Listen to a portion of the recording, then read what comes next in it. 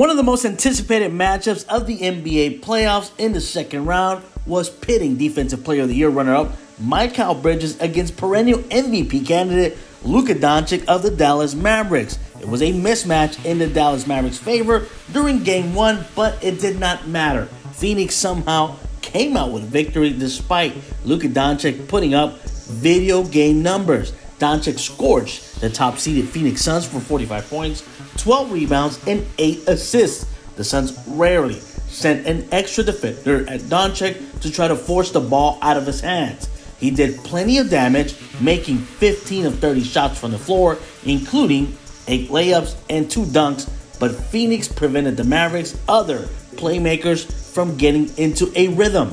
The rest of the Mavs starters combined for only 39 points, the second time in Doncic's 17 career playoff games that he scored more points than the other 4 players in Dallas's starting lineup.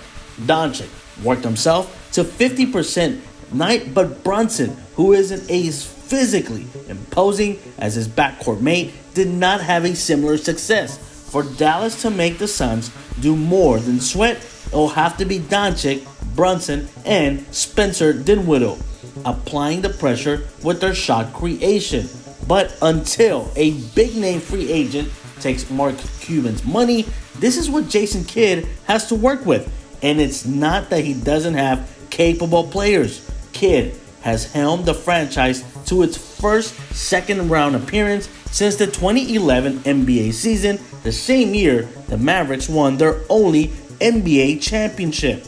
Although the Mavs made a late push by outscoring the Suns 35-25 in the fourth quarter, it was too little, too late. The final score wasn't a true indicator of how badly Dallas got beat before Phoenix took their foot off the gas a little bit while having a 21-point lead in the final frame of the game.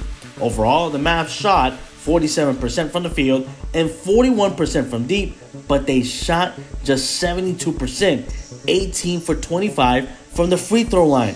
And as we all know, if you miss free throws, most likely you're going to miss the game. It doesn't take a rocket scientist to figure that out. In a game decided by 7 points, that hurts for Dallas, especially when considering that Phoenix nailed all 18 of their free throws. Luka Doncic cannot do it all by himself, and he needs to find a way to get himself to a real championship contender. If Luka wants to win a title, he cannot do it in Dallas by himself. Maybe he can consider teaming up with Giannis Antetokounmpo in Milwaukee, or come to the big LA Lights and play next to LeBron and Anthony Davis, or maybe the Sixers. Don't give James Harden that max deal he is seeking, and Luka ends up in Philly. The scenarios can be countless, but I'll tell you this: if Luka wants out of the Mavericks, the Mavs will not let him go for cheap.